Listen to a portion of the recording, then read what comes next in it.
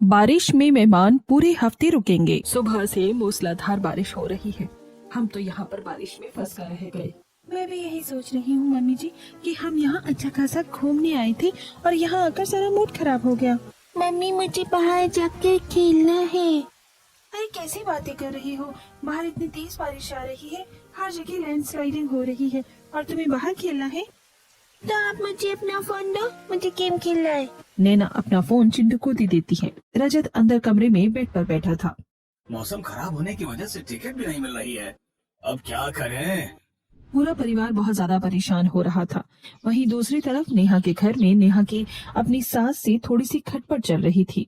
Mummy जी, जब हमारे घर में वॉशिंग मशीन है तो मैं हाथ से कपड़े क्यों धोऊंगी? अरे तो ये साड़ी बहुत ज्यादा सॉफ्ट है और काफी महंगी भी है।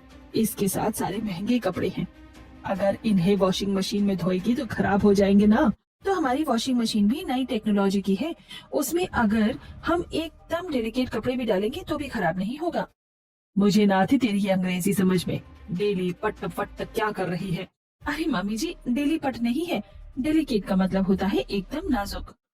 मुझे नहीं पता, तुझे हाथ से ही कपड़े धोने हैं। बस बात कह दी तो कह दी। इतना कहकर शीला वहाँ से चली जाती है और नेहा भी मुंह बनाकर छत पर कपड़े धोने के लिए चली जाती है। मम्मी जी को भी मुझे परेशान करने में ज्यादा ही मजा आता है। अगर मैं वॉशिंग मशीन से कपड़े धो देती तो क्या ही खट जाता उनका। चलो कोई बात नहीं, हाथ से ही धो देते हैं। वैसे कपड़े हैं तो नाजुक और महंगे भी। इस तरह खुद को मनाते हुए नेहा हाथ से कपड़े धो रही थी। तभी उसे बहुत ज्यादा हिचकी आने लगती है। आज मुझे इतनी ज्यादा हिचकी क्यों आ रही है? कौन मुझे इतना ज्यादा याद कर रहा है? वहीं दूसरी तरफ होटल में एक डिलीवरी बॉय बारिश में रेनकोट पहनकर उनके पास डिलीवरी करने आ रहा था। लीजिए आपका ऑर्डर, आपके पूरे 1500 हो गए। डिलीवरी बॉय उन्हें खाना देकर वहाँ से चला जाता है और उसके बाद सब साथ बैठकर खाना खाते हैं। तभी अचानक से सविता के दिमाग की बत्ती जलती है और आइडिया, क्यों ना हम शीला के घर चले, उसका घर भी तो यहीं पास में है, उससे मिलना जुलना भी हो जाएगा, उससे मिलकर आधा सफर तय हो जाएगा और फिर उनसे पूछ लेंगे कि हम अपने घर वापस कैसे जा सकते हैं। हाँ, तुमने तो बहुत अच्छा आइडिया दिया है। वो यही आसपास रहते हैं और उन्हें यहाँ की ज्यादा समझ है कि जब मौसम खराब होता है तो किस तरीके से ट्रैवल करना चाहिए और किस तरीके से नहीं। हम अभी उनसे बात करते हैं, उनसे मिलना भी हो जाएगा और हमारी मदद भी हो जाएगी। लेकिन मेहमानों के घर जाना है तो बहुत कुछ लेकर जाना होगा, खाली हाथ थोड़ी जा सकते हैं। घर से तो हम तैयारी करके आए नहीं थे, तो यहीं पर हम कल थोड़ी बहुत शॉपिंग कर लेंगे। इस तरह रमेश और सविता के परिवार का प्लान शीला के घर जाने का बन जाता है।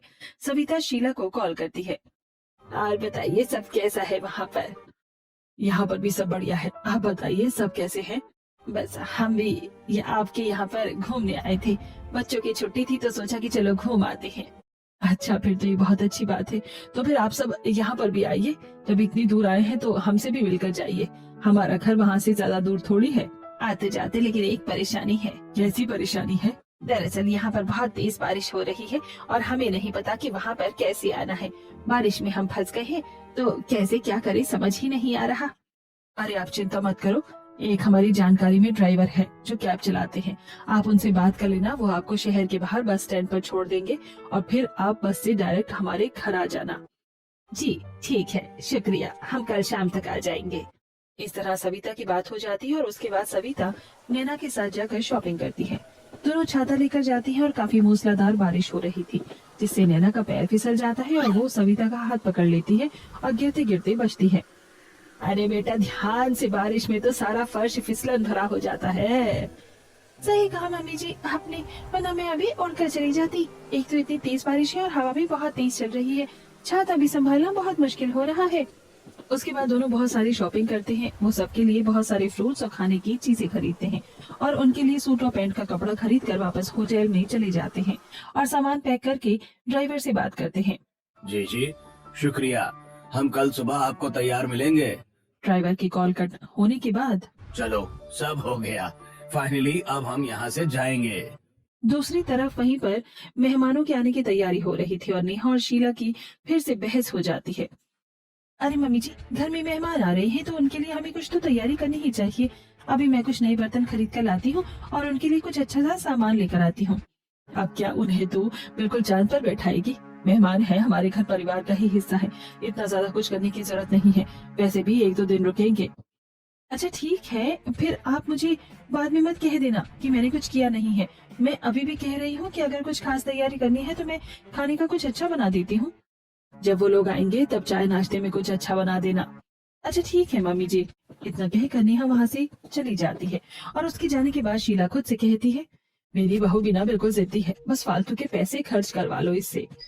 आखिरकार फाइनली सविता का परिवार होटल से बाहर निकलकर कैब में बैठ जाता है और हमें और कितनी देर लगेगी? बस अभी हम पहुंचने वाले हैं। वहां जाने के बाद आपको बस में बैठना है और बस से सिर्फ 1-1.5 घंटे का रास्ता है। ड्राइवर ने बस स्टैंड पर छोड़ देता है और सब बस में बैठकर आगे का सफर पूरा करते हैं और रोहन उन्हें बस स्टैंड पर लेने जाता है। नमस्ते ताई जी, नमस्ते ताऊ जी। नमस्ते बेटा, नमस्ते, जीते रहो। इस तरह रोहन सबको लेकर घर वापस आ जाता है और घर आने के बाद सब उनका स्वागत करते हैं। आइए दीदी, बहुत समय बाद आना हुआ है।